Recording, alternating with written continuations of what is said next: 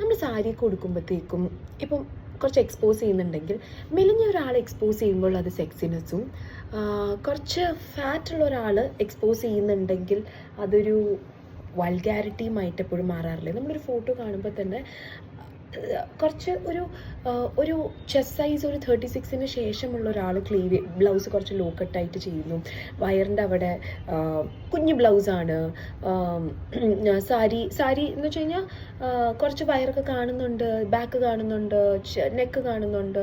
അങ്ങനെ ഉണ്ടെങ്കിൽ പെട്ടെന്ന് നമ്മുടെ പെർസെപ്ഷൻ പോകുന്നത് അതൊരു വൾഗാരിറ്റി ആയിട്ടാണ്. പക്ഷേ ഇപ്പുറത്ത് നമുക്കതൊരു ഭയങ്കര സെക്സിനെസ്, വൾഗാരിറ്റി ആയിട്ട് തോന്നുന്നവരുണ്ടാവുമായിരിക്കും, പക്ഷെ അതൊരു സെക്സിനെസ് ആയിട്ടാണ് തോന്നുന്നത്.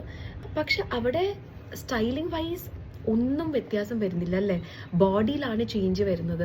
പക്ഷെ എപ്പോഴും നമ്മുടെ മനസ്സിൽ സബ് കോൺഷ്യസ് ആയിട്ട് നമ്മൾ കിടക്കുന്നത് തടിയുള്ള ഒരാളുടെ എക്സ്പോഷർ, വയറിൻ്റെ ഒരു ഭാഗം കാണുമ്പം ഒരു വൾഗാരിറ്റി പെട്ടെന്ന് എവിടുന്നോ മനസ്സിലോട്ട് കയറി വരാറുണ്ട് എന്നെനിക്ക് തോന്നുന്നു ആൾക്കാരുടെ.